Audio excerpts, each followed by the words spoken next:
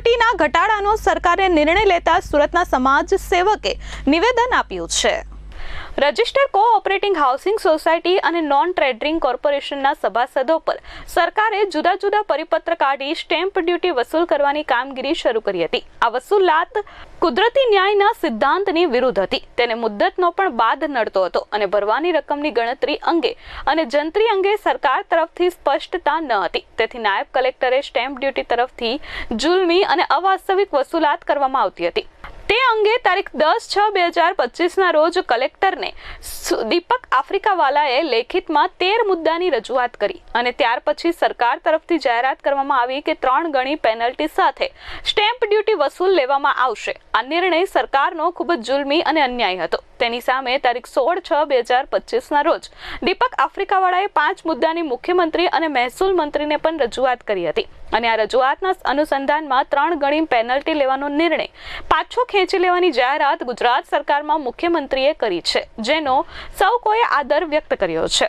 આ નિર્ણય થતા રજિસ્ટર કોઓપરેટિંગ સોસાયટીના સભાસદોએ અને નોન ટ્રેડિંગ કોર્પોરેશનના સભાસદોને બજાર કિંમતના ફક્ત 20% જ કિંમત ગણી તેની પર સ્ટેમ્પ ડ્યુટી ભરવાની રહેશે તેવી જાહેરાત કરી 80%ની સ્ટેમ્પ ડ્યુટીમાં રાહત આપવાનો નિર્ણય લેવાયો છે। આફ્રિકાવાલા એડવોકેટ અને નોતરી છેલ્લા ઘણા સમયથી સરકારશ્રીએ એક પરિપત્ર સ્ટેમ્પ ડ્યુટી વિભાગમાં બહાર પાડેલો, જેમાં કોઓપરેટિવ સોસાયટી અને નોન ટ્રેડિંગ એસોસિએશનના જૂના શેર સર્ટિફિકેટ અને કબજા રસીદ ઉપર સ્ટેમ્પ ડ્યુટી વસૂલ લેવા પાત્ર છે એવો પરિપત્ર નાયબ કલેક્ટર સ્ટેમ્પ ડ્યુટી કલેક્ટરને મોકલેલો। આ સ્ટેમ્પ ડ્યુટી નાયબ કલેક્ટર એનું અર્થઘટન ખોટું કરીને જે તે વખતે 82થી કોઓપરેટિવ સોસાયટીમાં સ્ટેમ્પ ડ્યુટી લાગુ પાડેલી તો એમાં 5% અને 4% સ્ટેમ્પ ડ્યુટી હતી। તેની જગ્યાએ નાયબ કલેક્ટરની કચેરીમાંથી 10% વસૂલાત લેવામાં આવતી હતી અને જે જંત્રીની ગણતરી 84-85ની સાલની બજાર કિંમત કાઢવી જોઈએ તેની જગ્યાએ 99ની સાલની કાઢવામાં આવતી હતી।